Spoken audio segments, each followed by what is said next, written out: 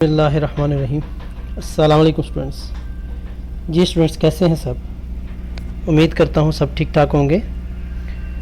Bio 401 की assignment number 1 LMS पे upload कर दी गई है, जिसकी लास्ट डेट सबमिशन की 10 नवंबर है और 20 नंबर की ये असाइनमेंट है। असाइनमेंट शुरू करने से पहले आपसे रिक्वेस्ट है कि चैनल को सब्सक्राइब कर दीजिए और बेल आइकन को प्रेस कर दें ताकि आपको हर असाइनमेंट और क्विज़ बर वक्त मिल सके। तो स्टूडेंट्स, ये असाइनमेंट 100% करेक्ट है। ये सर्च करके बनाई गई है। इससे रिलेटेड मेरे पास फ़ाइल भी है, वो फ़ाइल भी मैं आपको शो करवा दूंगा जिसमें क्वेश्चन जो है वो हल किया हुआ है। तो एनी हो, मैंने इस असाइनमेंट में जो क्वेश्चन है उसके अगेंस्ट मैंने सॉल्व की हुई है। तो चलें क्वेश्चन नंबर 1 की तरफ आते हैं।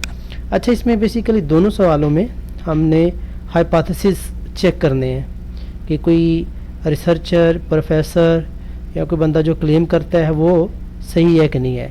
तो इन दोनों सवालों में आपको 5 स्टेप जो हैं वो, बल्कि हर सवाल में 5 स्टेप याद होने चाहिए किसी भी टेस्ट को चेक करने के लिए। किसी भी हाइपोथेसिस को टेस्ट करने के लिए 5 स्टेप होते हैं, ठीक है।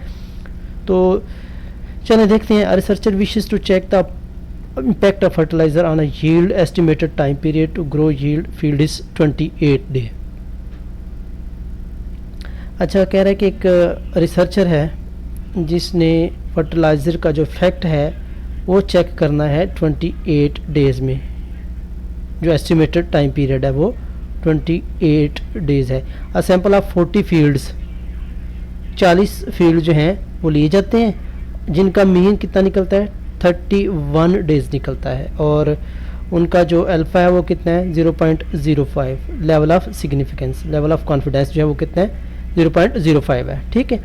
Test the claim that mean is greater than 28 days. तो कह रहा है कि ये वो क्लेम की है रिसर्चर ने कि जो मीन है वो 28 से ज़्यादा है, ठीक है, 28 से ज़्यादा है। The standard deviation of population is 4 days. तो स्टेप 1 में आपने हाइपोथेसिस जनरेट करने होते हैं, नल हाइपोथेसिस और अल्टरनेटिव हाइपोथेसिस। अब नल हाइपोथेसिस कैसे करते हैं और अल्टरनेटिव हाइपोथेसिस कैसे करते हैं? जो उस बंदे का क्लेम है वो आप अल्टरनेटिव में लेके आते हैं, ठीक है जी। जो उसने क्लेम किया है उसको हम अल्टरनेटिव में लिख देते हैं और इसके अपोजिट हमारा वो नल हाइपोथेसिस आ जाता है, ठीक है जी। क्लेम था जी कि मीन जो है वो ग्रेटर देन किसके हो 28 के हो, ठीक है। ये हमारा पहला स्टेप कंप्लीट हो गया। दूसरे सवाल में भी एज इट एज ही आपने स्टेप करने हैं जिस तरह इसमें कर रहे हैं, बस फ़र्क यह है कि वैल्यूज़ थोड़ी चेंज हो जाएंगी और सिनारियो थोड़ा चेंज हो जाएगा। एनी हो, सेकेंड होता है आपने क्रिटिकल रीजन देखना होता है, क्रिटिकल वैल्यू निकालनी होती है, क्रिटिकल रीजन देखना होता है। तो वो कैसे निकालते हैं? वो अल्फ़ा की वैल्यूज़ निकालते हैं, ठीक है। अब यहाँ पर जो अल्फ़ा की वैल्यू 0.05 है और ये राइट टेल्ड में, राइट टेल्ड है। राइट टेल्ड क्यों है? क्योंकि जो अल्फ़ा 0.05 की वैल्यू आप नॉर्मल डिस्ट्रीब्यूशन के टेबल में देखेंगे तो वो जी की वैल्यू 1.645 आएगी। ये आपको टेबल पेपर में दिया जाएगा, आप नेट से भी ये टेबल चेक कर सकते हैं नॉर्मल डिस्ट्रीब्यूशन का। ये मैंने डायरेक्ट वैल्यू निकाली हुई है, ठीक है जी। सेकंड स्टेप में आपने क्या करना होता है? क्रिटिकल रीजन या क्रिटिकल वैल्यू निकालनी है किससे? नॉर्मल डिस्ट्रीब्यूशन के टेबल से, जो कि 1.645 आ रही है और उसमें लेवल ऑफ सिग्निफिकेंस कितना है 0.05 है, ठीक है जी। तो ये सेकंड स्टेप हो गया। पहले स्टेप में हाइपोथेसिस बनाए, दूसरे स्टेप में आपने क्या किया है? आपने क्रिटिकल रीजन या क्रिटिकल वैल्यू लेनी है। अब क्रिटिकल वैल्यू आप इस अल्फ़ा या लेवल ऑफ कॉन्फिडेंस से लेते हैं जो कि आपको यहाँ पर 0.05 दिया हुआ है। तो वो हम जी के टेबल में चेक करेंगे तो 1.645 आएगी। अब वो मैं चेक करना नहीं आपको सिखा रहा क्योंकि वो आपको पता होगा। अच्छा, अब तीसरे नंबर पे आता है टेस्ट। तीसरे स्टेप में क्या करना होता है? आपने टेस्ट कौन सा लेना है। अब ये जो टेस्ट है ना, ये कैसे डिसाइड होगा? एक तो ये क्वेश्चन में आपको दिया भी होगा, दूसरा ये कि एन की वैल्यू से आप टेस्ट जो है वो डिसाइड करेंगे। अगर एन की वैल्यू ग्रेटर देन 30 है तो आप नॉर्मल ये जी वाला टेस्ट यूज़ करेंगे। अगर लेस देन 30 होगा तो आप पी वाला टेस्ट एक होगा वो हम यूज़ करते हैं या टी डिस्ट्रीब्यूशन का इस्तेमाल करते हैं, ठीक है। तो एनी हो ये हमारा z is equal to x bar minus mu sigma over n square root आएगा। ये आप टेस्ट या कंप्यूटेड वैल्यू निकालेंगे। अब इसमें x बार आपको दिया हुआ है 31, ये इसी क्वेश्चन में दिया हुआ है। मीन देखिएगा कितना 31 है, ठीक है। और म्यू अभी आपने जो टेस्ट करना है वो कितना है 28 है, ठीक है। सिग्मा भी आपको दिया हुआ है जो कि 4 है, ठीक है। और 40 ये आपका n है टोटल नंबर जो आपने टेस्ट किए हैं, ठीक है। तो इसको सॉल्व करने के बाद हमारा जो आंसर आएगा 4.4731 आएगा। ये 2 डिजिट तक, पॉइंट के बाद 2 डिजिट तक आप ले सकते हैं। अच्छा, एक क्रिटिकल रीजन और एक कंप्यूटेड वैल्यू, इन दोनों ही से आप हाइपोथेसिस को डिसाइड करते हैं कि आपने वो क्लेम एक्सेप्ट करना है या रिजेक्ट करना है, ठीक है। एनी हो, अच्छा अब इसमें कंक्लूजन हम देखेंगे। अब ये जो वैल्यू है ना 4.74 ये फॉल कर गई है। फॉल क्यों कर गई है? क्योंकि उसने कहा था कि ये ग्रेटर है। ग्रेटर का मतलब ये है कि आपका जो कंप्यूटेड वैल्यू आई है वो क्रिटिकल रीजन से बड़ी होनी चाहिए। तो यहाँ पर देखें क्लियरली 4.47 जो कि 1.645 से बड़ी है। तो डिसीजन अब हम ये लेंगे कि रिजेक्ट द नल हाइपोथेसिस, यानी ये वाला नल हाइपोथेसिस रिजेक्ट कर देंगे और ये अल्टरनेटिव हाइपोथेसिस को जो उसने क्लेम किया था उसको हम एक्सेप्ट कर लेंगे, ठीक है जी। हम ये कह सकते हैं कि 95% उसका क्लेम ठीक है।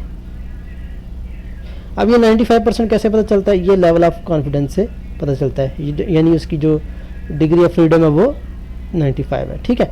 एनीवे इसका ये अब ये चूँकि ये आपकी z की वैल्यू है नॉर्मल डिस्ट्रीब्यूशन से और ये कंप्यूटेड वैल्यू है जो कि इससे बड़ी है, यानी ये वाला रीजन आपका एक्सेप्ट होगा, इक्वल वाला रीजन एक्सेप्ट नहीं होगा, ठीक है जी। यानी इससे ग्रेटर वाला जस्ट आप एक्सेप्ट करेंगे। ओके, स्टेप 5 में अब हम ये कह सकते हैं कि एविडेंस है claim that average time is greater than 28 days. यही 5 स्टेप आपने सेकंड क्वेश्चन में भी करने हैं। सेकंड क्वेश्चन अब देखिएगा, सेकंड क्वेश्चन क्या है?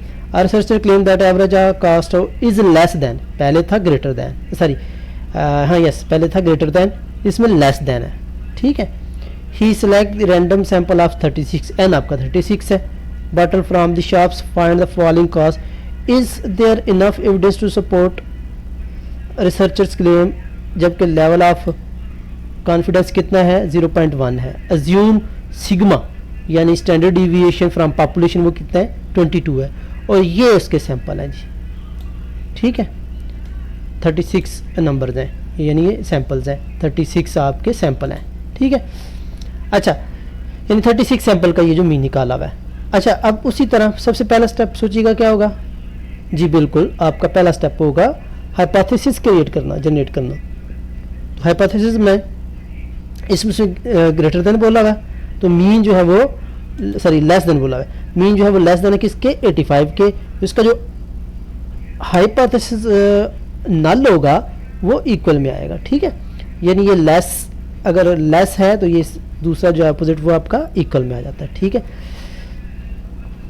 यानी ये याद रखिएगा जो आपका नल हाइपोथेसिस होता है उसमें इक्वल मस्ट आना चाहिए, लेस देन और इक्वल भी हो सकता है लेकिन इक्वल मस्ट आना चाहिए, ठीक है। ये कुछ कंडीशंस होती हैं, कुछ रूल होते हैं, लेकिन अभी वो बताने का टाइम नहीं है, जस्ट हम फॉलो अप करेंगे अपनी असाइनमेंट को। एनीवे सेकंड स्टेप आपका जी बिल्कुल क्रिटिकल रीजन और क्रिटिकल वैल्यू होगा। अब क्रिटिकल वैल्यू किससे निकालेंगे? ये जो वैल्यू दी हुई है 0.1 वो आप उसको नॉर्मल डिस्ट्रीब्यूशन के टेबल में देखेंगे तो वो -1.28 आएगी, ठीक है जी, लेफ्ट टेल्ड वैल्यूज आएगी। क्लियर हो गया? अब उसके बाद कंप्यूट करेंगे वैल्यू। कंप्यूट करने के लिए सेम वही तरीक़ेकार है कंप्यूट करने के लिए। इसमें एन भी आपको पता है ग्रेटर देन 30 है, 36 है, तो हम ये स्टैटिस्टिक या ये फार्मूला लगाएंगे z equal to x bar minus mu over sigma n square root. ये कंप्यूटेड वैल्यू आपको आनी चाहिए, फार्मूला आपको याद होना चाहिए, सिंपल सा फार्मूला, कोई मुश्किल नहीं है। एनीवे अब यहाँ पर सारी वैल्यूज रखेंगे। म्यू मीन जो है वो आपको दिया हुआ है 75, वो कैसे निकालेंगे? इन तमाम वैल्यू का एवरेज निकाल लेंगे, इन तमाम को ऐड करके 36 पे डिवाइड करेंगे तो वो 75 आएगा आपका, ठीक है जी। और सिग्मा 22 वो दिया हुआ है यहाँ पर। अब ये सारी वैल्यूज़ आपने यहाँ पर पुट कर देनी है, ठीक है। तो ये आपका -2.72 आएगा, या 725 भी लिख सकते हैं, इसको 2 डिजिट तक कहने दें फिर भी ठीक है। अब ये वैल्यू जो है ये इससे छोटी है, ये देखें जो आपकी क्रिटिकल वैल्यू है वो बड़ी है कंप्यूटेड वैल्यू से, या कंप्यूटेड वैल्यू से छोटी है।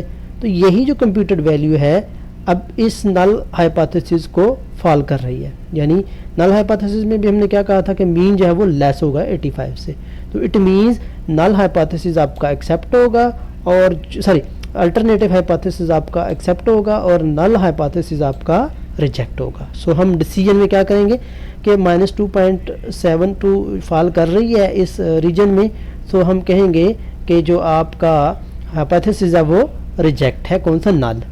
यानी जो लेस वाली वैल्यू है वो हम सारी लेंगे, ठीक है, बाकी वाली जो है वो रिजेक्ट हो जाएगी, ये रिजेक्ट हो जाएगी, ये बस वैल्यू आपके आएगी, ठीक है। तो समरी हम ये कह सकते हैं, there is enough evidence to support claim that average cost of bottle less than 85, ठीक है जी। तो यानी फिर अब हम ये क्लेम कर सकते हैं, ये हम कह सकते हैं कि जो उसने क्लेम किया है वो 85 से क्या है, लेस है। तो ये आपकी असाइनमेंट फिनिश हुई। अगर किसी को कोई डाउट है और किसी को अगर ये असाइनमेंट चाहिए तो वो व्हाट्सएप पे कांटेक्ट कर सकता है। Thank you.